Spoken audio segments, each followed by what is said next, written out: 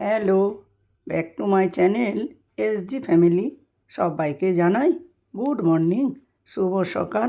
তার সাথে সবাইকে জানাই অনেক অনেক শুভেচ্ছা, অনেক অনেক অভিনন্দন। তো বন্ধুরা, সবাই কেমন আছো? আশা করি ভালোই আছো। দেখো, রোজকার মতো আজকেও তোমাদের জন্য একটি নয় দুটি পার্টে দুটো গল্প নিয়ে এলাম। দেখো, গল্পটা তোমাদের ভালো যতটা না লাগবে, কষ্ট তার থেকেও বেশি লাগবে। তো আমরা এই গল্পগুলো বাস্তবকে দেখে অভ্যস্ত হয়ে গেছি, সেই জন্য আজ আর গল্পতে কষ্টর থেকেও রাগটা বেশি আসে। রাগ হওয়াটাই স্বাভাবিক। তো দেখো, সব মায়েদেরই জন্যই কিন্তু এই কষ্টগুলো অপেক্ষা করে থাকে। তো বাবাদের ক্ষেত্রে কিছুটা হলেও কম। সব সময় মায়েদেরকেই দোষী করা হয় কেন? মারা কি খুব অপরাধ করে থাকে? আমার মনে হয় বাবাদের থেকেও মায়েদের ভূমিকা বেশি থাকে সন্তানদের ওপর। তো সেই কারণেই কি মায়েদেরকে বেশি অবহেলা? এগুলো চলতে থাকলে সত্যি দিন দিন খুব পরিস্থিতি খারাপের দিকে আসছে। তো যাই হোক, আমাদের ক্ষমতা তো সীমিত। আমরা কষ্ট, রাগ, দুঃখ ছাড়া কিছু করতে পারবো না। তো আমার গল্প তোমাদের নিশ্চয়ই ভালো লাগে। আর আরও ভালো ভালো গল্প পেতে চ্যানেলটিকে সাবস্ক্রাইব করে পাশে থেকো। আর সবাইকে বলছি, মেন আইডি দিয়ে আমার ভিডিও দেখো, নয়তো আমি ব্যাক করতে পারছি না গো। আর জেনিন, তুমি যদি গল্পটা শুনে থাকো বা শোনো, আমি তো দেখি দু একদিন তোমাকে আমি ব্যাক করতে পারছি না, তো তুমি মেন আইডি দিয়ে ভিডিওটা দেখো। না হলে কিন্তু সত্যি আমার খুব অসুবিধে লাগছে, কষ্ট হচ্ছে, আমি তোমাকে ব্যাক করতে পারছি না। জানোই তো সময়ের এত অভাব, খুঁজে বের করার মতো সময়টা আমাদের হাতে এখন আর নেই। সে তো তুমিও ভালো করে উপলব্ধি করতে পারো। তাহলে দেখো, আজকের গল্পটা তোমাদের কেমন লাগে। আশা করি ভালো লাগবে। গল্পটা নয়, দুটো গল্প। তো এই জন্যই তোমাদের কাছে আমি গল্পগুলো শেয়ার করি। আমার ভালো লাগে বা অনেক কষ্ট হয়, রাগ আসে, সেই জন্য কিছুটা রাগের বহিঃপ্রকাশও বলতে পারো। তাহলে দেখো না আজকের গল্পগুলো কেমন লাগে। পিকু আজ কান্না করছে তার ঠাম্মির সঙ্গে খাবে বলে, কিন্তু পিকুর মা ঠাম্মির সঙ্গে খেতে দেবে না, কারণ ঠাম্মির অনেক বয়স হয়েছে, আর যদি কোনো ছোঁয়াছুঁইতে রোগ লেগে পিকুরও হয়ে যায়, এই ভেবে কোনো মতেই খেতে দেবে না। পিকুকেও ঠাম্মির কাছে খুব একটা যেতে দেয় না, কিন্তু পিকু তার ঠাম্মিকে খুব ভালোবাসে, তাই সে ঠাম্মির ঘরে লুকিয়ে লুকিয়ে যায়। বাড়িতে আজ অনেক মিষ্টি এনেছেন পিকুর বাবা। পিকু এখান থেকে দুটো মিষ্টি লুকিয়ে নিয়ে ঠাম্মির ঘরে চলে যায়। ঠাম্মি, তাড়াতাড়ি ওঠো, তোমার জন্য একটা জিনিস এনেছি। কি নিয়ে এলি দাদু ভাই এই রাতের বেলা?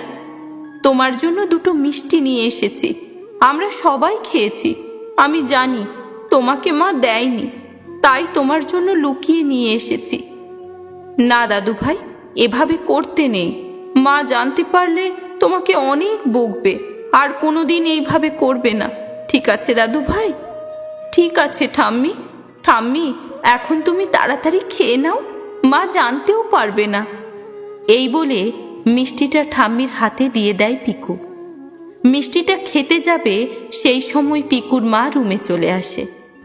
মরার বয়স হয়েছে, কিন্তু লোভ এখনো তো কমেনি। আমার বাচ্চাটাকে দিয়ে চুরি করে মিষ্টি আনতে পাঠিয়েছেন।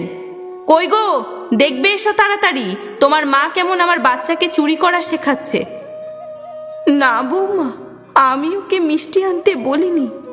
আজ নাকি বাড়িতে অনেক মিষ্টি এসেছে, তোমরা তো আমাকে দাওনি, তাইও নিয়ে এসেছে। এখন আপনি মিষ্টি নিয়ে আমার সঙ্গে তর্কও করবেন?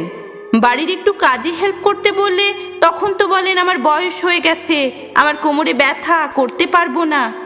এখন তো বেশ ঝগড়া করছেন আমার সঙ্গে। না বৌমা, আমি তোমার সঙ্গে ঝগড়া করছি না। তোমাদের মধ্যে যে মূল্যবোধটা নেই, তাই এই ছোট্ট শিশুটার মধ্যে আছে।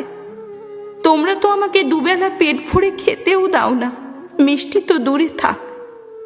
আচ্ছা, এত বড় বড় কথা? ঠিক আছে, কালকে আপনাকে কে খেতে দেয় আমি দেখছি। এই বলে পিকুকে মারতে মারতে রুম থেকে নিয়ে চলে যায়। আজ সত্যি সত্যি দুদিন বুড়িটাকে খেতে দেয়নি। পিকুকেও আর ঠাম্মির সঙ্গে দেখা করতে দেয় না। পিকুর বাবা কাজ নিয়ে খুব ব্যস্ত থাকেন, তাই মায়ের খোঁজ খবর নেওয়ার খুব একটা সময় হয় না। আর পিকু গিয়েও তার ঠাম্মির কথা বাবাকে বলতে চাইলেও বাবার হাতে এত সময় ছিল না যে পিকুর কথা মন দিয়ে শুনবে। পিকুর ঠাম্মি আজ সকালে পরলোক গমন করেছেন। এই মৃত্যুর জন্য আসলে কে দায়ী বলতে পারেন? প্রশ্নটা আপনাদের কাছে রইল। আসলে মা যতদিন আছেন ততদিন মায়ের একটু যত্ন রাখতে হয়।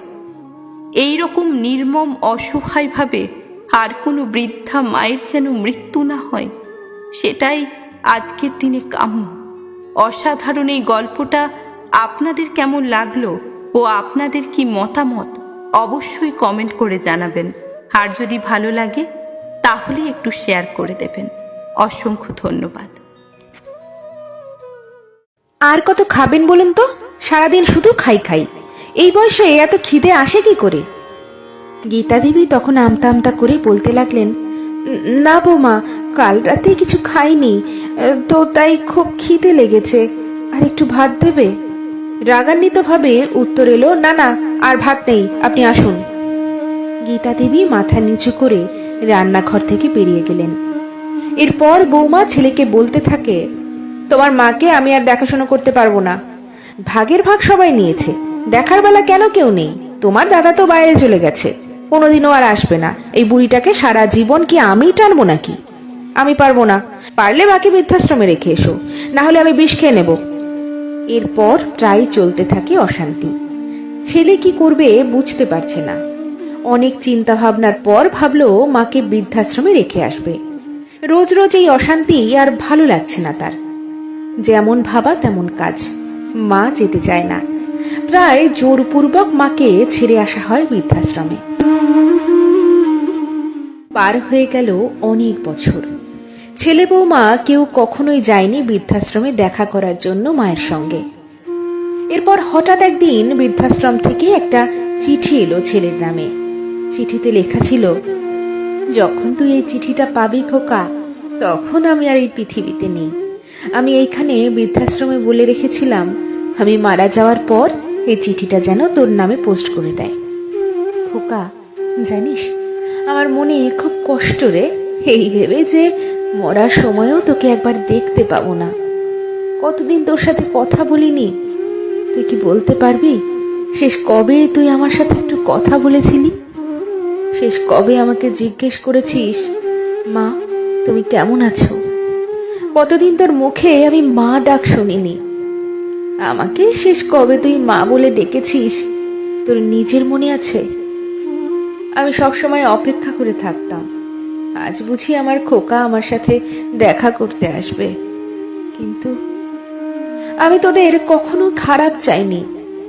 তবে খুব ইচ্ছে ছিল শেষ বয়সে এসে ছেলে বৌমা নাতি নাতনি সবাইকে নিয়ে আনন্দে দিন কাটাবো। সেটা আর হলো না। বৌমাকে বলে দিস তোর যাতে খেয়াল রাখে। বৌমাকে আমি সব সময় নিজের মেয়ের মতো দেখেছি। আঘাত পাবে কখনো এমন কথা বলিনি।